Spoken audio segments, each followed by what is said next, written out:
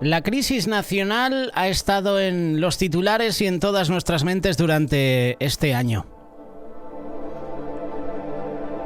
En 2020 se dio a conocer la crisis sanitaria por causa del COVID-19.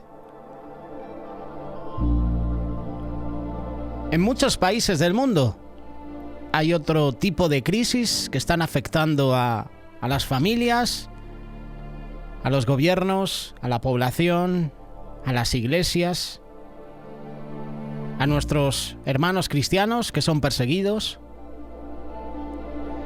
En el libro de Habacuc, el octavo de los 12 profetas menores, encontramos al profeta afligido, agobiado durante un tiempo de crisis nacional en su nación, en Judá. Habacuc era fiel a Dios. Había hecho todo lo posible para adherirse a las enseñanzas de su herencia. El problema fue que la crisis lo afectó. Las naciones poderosas estaban amenazando la seguridad de Judá. El imperio asirio estaba cayendo. El imperio caldeo de Babilonia se estaba levantando. Y Dios no estaba respondiendo. En nuestros días, muchos expresan apresión por las naciones poderosas. Aunque oímos hablar de Rusia, de China, de Irán, de Corea del Norte, en lugar de los imperios asirio o babilónico, los podemos identificar con la carga de Habacuc. El profeta tenía todas las razones para estar preocupado. La amenaza externa hacía a su nación una nación débil. El reino del norte de Israel había sido conquistado por los asirios y su pueblo había sido llevado al cautiverio más de 100 años antes. Asiria había amenazado en ese momento con llegar más al sur, es decir, a Judá. Los babilonios habían comenzado a superar a Siria como potencia mundial dominante y ahora ese imperio amenazaba a Judá. El problema no es la amenaza externa, también la amenaza interna. Esa amenaza también era real. Judá se había apartado de su herencia espiritual. La nación se había fundado sobre los preceptos de los 10 mandamientos, pero con el tiempo la gente se había apartado de Dios. Había adoptado prácticas que estaban en total conflicto con la ley. Los últimos 4 reyes de Judá fueron malvados. Hubo violencia, hubo caos en Judá, hubo caos en Jerusalén y como resultado tenía que llegar el juicio. Por eso Habacuc busca una respuesta de Dios. El profeta estaba desconcertado por la aparente inacción de Dios hacia la situación que enfrentaba su tierra. Así que Habacuc oró al Señor. En Habacuc capítulo 1, verso 2, encontramos sus palabras. «Oh Señor, ¿hasta cuándo clamaré y no me oirás? Incluso te clamo con violencia y no salvarás». Él suplicaba, «Dios, ¿no resolverás esta crisis nacional? ¿No abordarás el peligro en que está Judá? ¿No abordarás el peligro que estamos sufriendo?»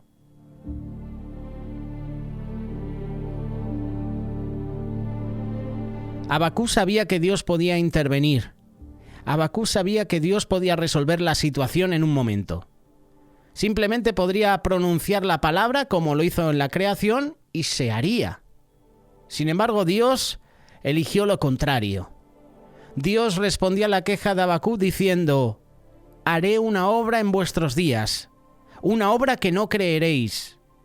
Porque he aquí, levanto a los caldeos, esa nación amarga y apresurada que marchará por la anchura de la tierra, es decir, por Judá, para poseer las moradas que no son de ellos». Habacuc capítulo 1, versículos 5 y 6. Claramente Dios tenía un plan, pero no era un plan bienvenido por el profeta. Cuando Dios anunció que usaría a los caldeos para conquistar, para dispersar al pueblo de Judá con el fin de purgar a la nación de sus pecados, el profeta protesta. En el versículo 13 tenemos una parte de la objeción del profeta Habacuc. «Mas limpio eres de ojos para ver el mal y no puedes ver la iniquidad. ¿Por qué miras a los que traicionan? ¿Por qué callas cuando el impío devora al hombre más justo que él? En esencia, Habacuc estaba diciendo: Señor, es cierto que estamos en una mala situación moral, pero mira a los caldeos, son peores aún. ¿Piensas usarlos para realizar tu justicia? ¿Cómo puede ser? Anteriormente a los profetas les había parecido apropiado cuando Dios usó a los caldeos para destruir a los asirios que habían devastado el reino del norte. Para eso sí, ¿verdad? Curioso.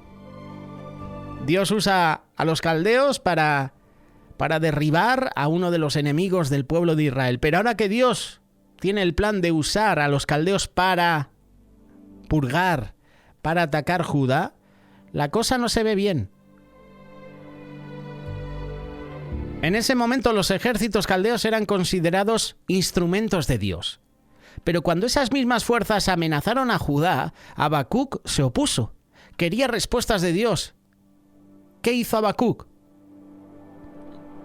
Me mantendré en mi guardia, y me pondré sobre la torre, y velaré para que me dirá el Señor, y qué responderé cuando sea censurado. Habacuc capítulo 2, versículo 1. ¿Alguna vez has imaginado una conversación en la que alguien te dice algo y tú respondes, y luego responden y tú lo rechazas? Un diálogo mental de ese tipo no gana nada. Pero eso era lo que estaba haciendo Habacuc. Dios respondió. Habacuc no tuvo que esperar mucho. En el versículo 2 leemos lo siguiente: y el Señor me respondió y dijo: escribe la visión y hazla clara en tablas para que corra el que la lea. La respuesta de Dios fue tan simple que incluso una persona que pasara pudiera leerla mientras corría. La respuesta vino en forma de 5 ayes. Se describen en el capítulo 2. La primera fue: ay del que aumenta lo que no es suyo. Versículo 6. Versículo 9. Ay del que codicia. Esto era un recordatorio para Judá de que la ley de Dios dada a Moisés en las tablas de piedra incluía el mandamiento de no codiciar. Versículo 12. Ay del que edifica una ciudad con sangre y estabilice una ciudad con la iniquidad. Versículo 15. Ay del que da de beber a su prójimo, de los que fomentaban o facilitaban la embriaguez. Finalmente encontramos estas palabras en el versículo 19. Ay del que dice al bosque: despierta. He aquí, está revestido de oro y plata y no hay aliento en medio de él. Dios estaba advirtiendo a los idólatras de Judá que trataban los objetos inanimados como si tuvieran vida, como si tuvieran inteligencia. En ese intercambio de palabras de Habacuc, vemos incertidumbre, vemos fe, vemos gratitud.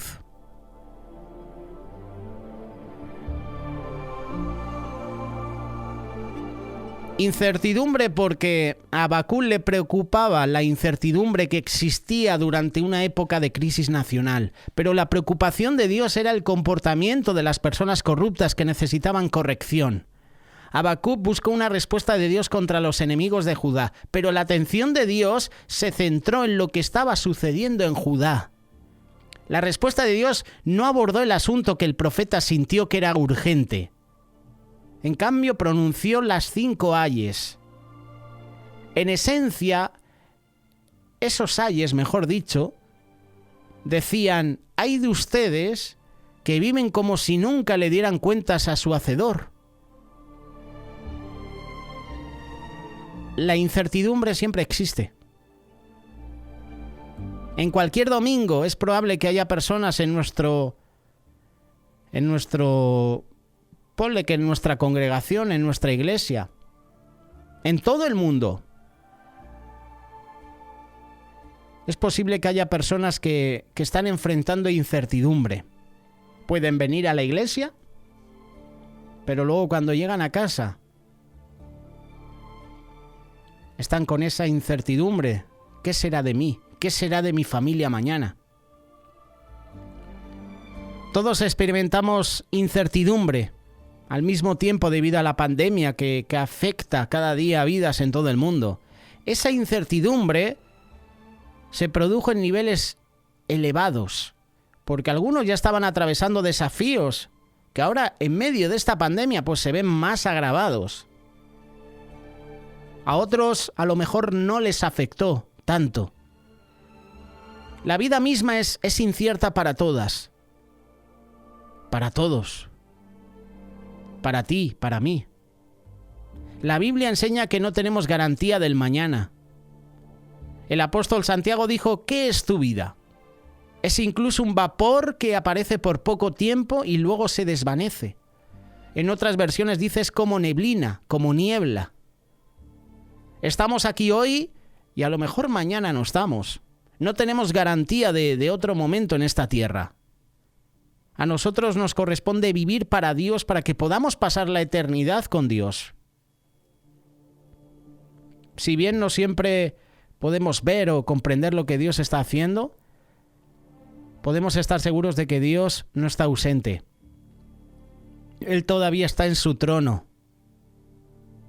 Él cada día alerta a sus siervos. Aunque existe incertidumbre en el mundo que nos rodea, también existe un cierto grado de previsibilidad. Por ejemplo, el apóstol Pablo declaró en Romanos capítulo 8, verso 28, sabemos que a los que aman a Dios, todas las cosas les ayudan a bien. Esto es, a los que conforme a su propósito son llamados. En medio de la incertidumbre, ten la seguridad de que Dios tiene un propósito y ese propósito obrará todas las cosas juntas para bien. En otra ocasión Pablo dijo, he aprendido a estar contento en cualquier estado en que me encuentre. Todos sabemos que el apóstol había sufrido mucho, pero también había sentido alegría. Había vivido tiempos de pobreza, pero también tiempos de abundancia a través de esas diversas circunstancias. Y nunca hay incertidumbre con respecto a los resultados de la obediencia a Dios. El aspecto predecible de la desobediencia es lo que va a derribar. La naturaleza destructiva del pecado es más poderosa que un virus, es más mortal en su resultado. Si bien no podemos saber exactamente dónde lo llevará el pecado o qué daño dejará a su paso, el resultado final es seguro: destrucción, muerte. La paga del pecado es muerte. Es como conducir un coche por una colina. Imagínatelo, sin frenos. Ese automóvil, ese coche, ciertamente va a chocar al pie de la colina. Incluso si se desconoce la extensión del daño en la parte superior, puede ser más grave. Ha habido un esfuerzo concertado en los científicos, en los médicos, para encontrar un remedio para el virus que ha afectado a todo nuestro mundo. Ahora están con las vacunas. Incluso cuando este virus sea erradicado o se proporcione un remedio para minimizar sus efectos, lo creas o no, el pecado va a seguir existiendo. El pecado del que no se arrepiente resultará en muerte. Pero ¿sabes una cosa? Hay un remedio para el pecado. Es mucho más importante que aprovechemos la provisión de Dios, el remedio pagado por la sangre de Jesús cuando sufrió, cuando murió en la cruz. Esa es la clave de todo. La sangre de Jesús. Prefiero la sangre de Jesús que me limpia de todo pecado que adquirir una provisión para acabar con la pandemia que se ha extendido por todo el mundo. La Biblia enseña que cuando confesamos y abandonamos nuestros pecados, tenemos perdón a través de los méritos de la sangre de Jesús. Mediante la expiación de Cristo podemos ser librados de la muerte eterna. Incertidumbre, siempre la vamos a tener. ¿Podemos decir lo mismo de fe? Aunque Habacuc necesitaba respuestas de Dios y realmente quería dictar cuáles deberían ser esas respuestas, todavía confiaba en Dios. La respuesta de Dios fue que el justo vivirá por su fe. Habacuc capítulo 2, verso 4.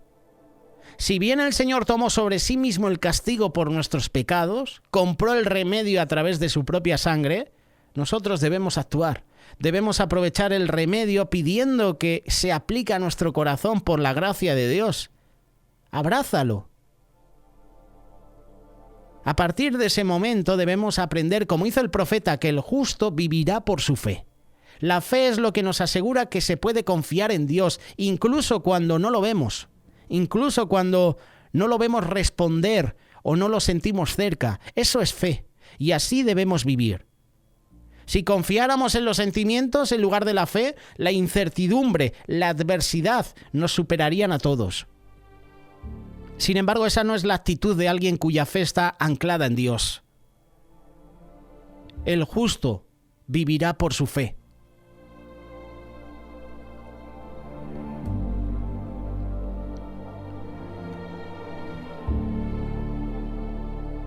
Este es un concepto importante. Y estas palabras se repiten 3 veces en el Nuevo Testamento. Por ejemplo, Hebreos capítulo 10, verso 38, habla de los justos que viven por fe. En el capítulo siguiente, el escritor de Hebreos pasó a nombrar a algunos que superaron grandes dificultades por la fe. Dificultades mucho mayores que las que estamos experimentando hoy. Por la fe, ellos triunfaron. Y así es como nosotros también triunfaremos. Nada puede derrotarnos si tenemos fe en Dios. No fe en las vacunas, no fe en el médico. Porque tú y yo podemos tener fe en el médico, pero esa fe en el médico es humana. Tú y yo tenemos fe en que el médico nos va a dar un medicamento, nos va a recetar algún antibiótico, y la fe está puesta en que lo que nos va a recetar el médico nos va a sanar. Eso es fe natural, eso es fe humana. La fe en Dios es totalmente diferente. Podemos confiar en Él. ¿Existe la incertidumbre? ¿Existe la marca de nuestra fe?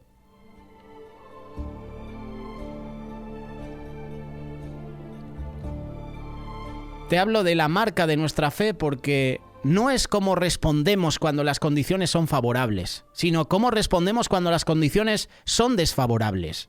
Ahí es donde actúa la fe. Job es un individuo del Antiguo Testamento que poseía fe cuando todo lo que le rodeaba parecía desfavorable. Después de sufrir la repentina pérdida de su familia, posesiones materiales, preguntó, ¿recibiremos el bien de la mano de Dios y no recibiremos el mal?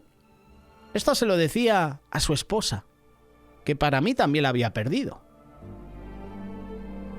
Si tu esposa te dice, aún retienes tu integridad, si tu esposa te dice, maldice a Dios, muérete, ahí hay un problema.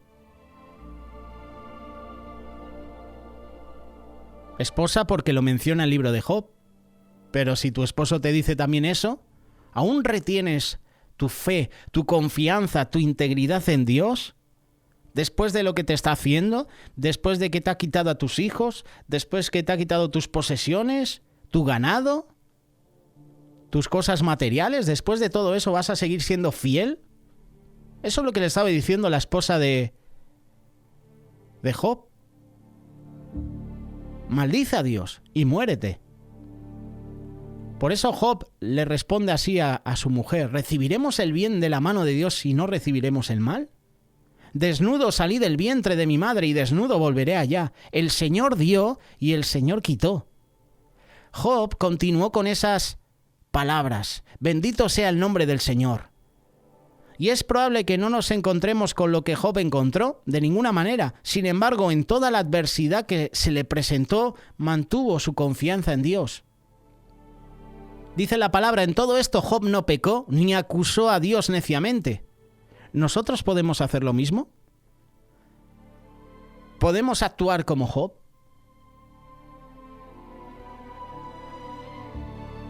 La fe se fortalece con la adversidad. Ahí es donde la fe no se debilita. Cuando navegamos tranquilamente sin que nada perturbe el mar de la vida, tenemos poca necesidad de ejercer fe. Es cuando la vida es incierta y todo parece estar al revés, cuando se requiere fe.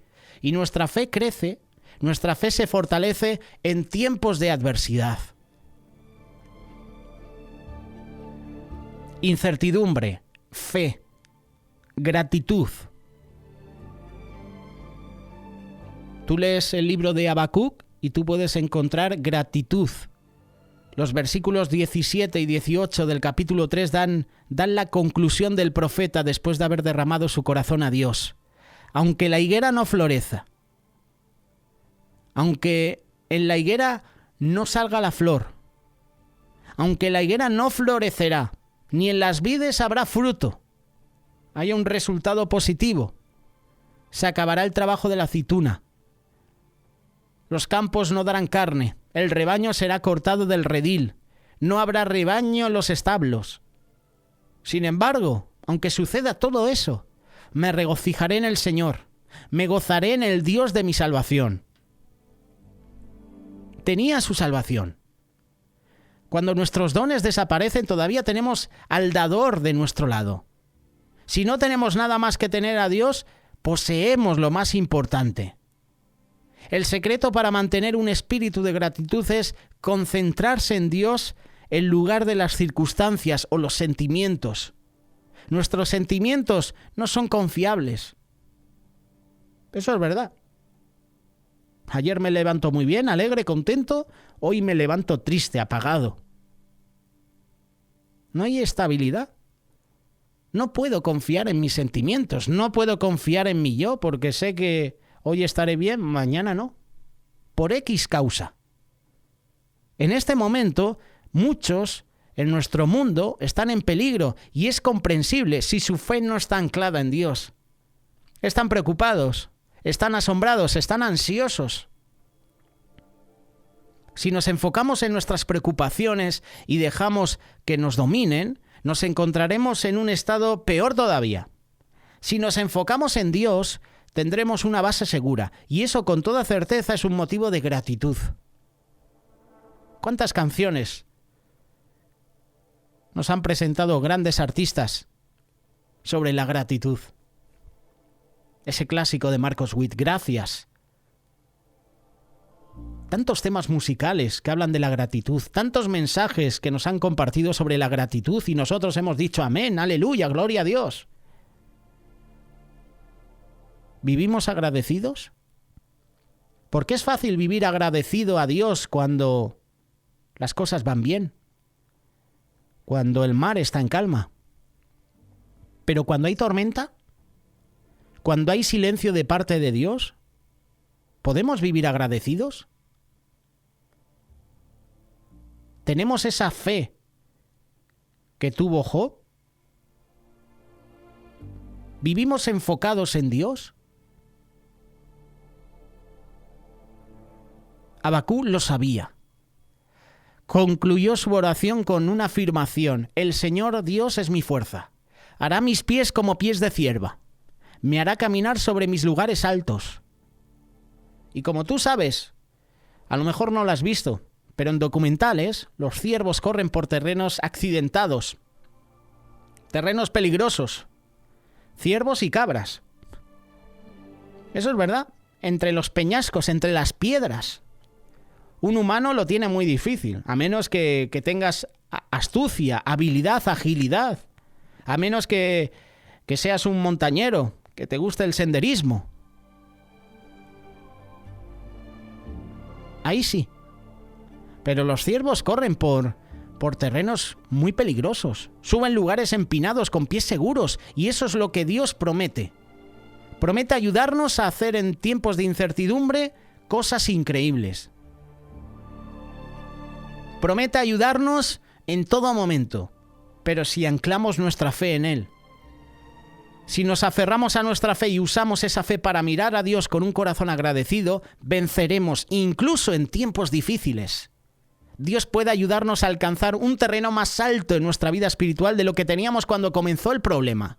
Entonces, en estos tiempos, en los que el futuro es incierto y las situaciones que nos rodean causan consternación en lo natural, recuerde la conclusión a la que llegó Habacuc, que a pesar de los problemas, confiaría, se iba a regocijar en el Señor. ¿Nosotros hacemos lo mismo? ¿Podemos hacer lo mismo nosotros? ¿Podemos hacer lo mismo y prosperaremos espiritualmente? Es pregunta, pero también es afirmación. ¿Tú y yo podemos hacer esto? ¿Confiar en Dios? ¿Regocijarnos en Él? ¿Prosperaremos espiritualmente si he perdido la fe? ¿Si vivo angustiado? ¿Si vivo con la incertidumbre? ¿Qué será de mí? ¿Qué será de mi familia? Podemos hacer lo mismo. Podemos prosperar espiritualmente si hacemos de ese nuestro propósito. Aunque vivamos en tiempos difíciles, en tiempos peligrosos, voy a confiar, me voy a regocijar en Dios. Y luego los resultados llegarán. Y cuando llegan esos resultados de parte de Dios, somos agradecidos, agradecemos, hay gratitud en nuestra vida. Incertidumbre, fe, gratitud.